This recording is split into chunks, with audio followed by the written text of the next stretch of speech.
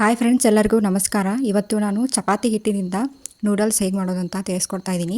ಇಲ್ಲಿ ನಾನು ಆಲ್ರೆಡಿ ಚಪಾತಿ ಹಿಟ್ಟನ್ನು ನಾದಿ ಇಟ್ಕೊಂಡಿದ್ದೀನಿ. ಸ್ವಲ್ಪ ಗಟ್ಟಿ ನಾದ್ಕೋಬೇಕು.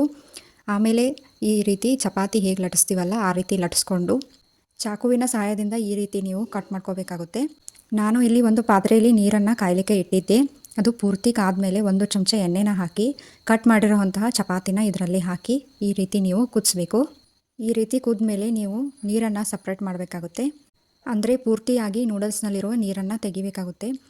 ನೂಡಲ್ಸು ಕುದ್ಮೇಲೆ ಸ್ವಲ್ಪ ಗಂಜಿ ಗಂಜಿ ಟೈಪ್ ಇರುತ್ತೆ ಅಂತ ನಾನು ಸ್ವಲ್ಪ ತಣ್ಣೀರನ್ನು ಹಾಕ್ಕೊಂಡು ಆಮೇಲೆ ಬಸಿದು ಇಟ್ಕೊಂಡಿದ್ದೀನಿ.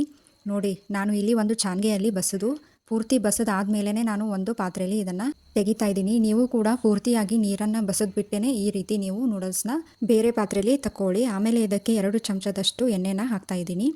ಇದನ್ನು ನೀವು ಚೆನ್ನಾಗಿ ಮಿಕ್ಸ್ ಮಾಡ್ಕೊಳ್ಳಿ ಕೈನಿಂದಾನೇ. ನೋಡಿ, ಇದೇ ಥರ ನೀವು ಚೆನ್ನಾಗಿ ಮಿಕ್ಸ್ ಮಾಡ್ಕೊಳ್ಳಿ.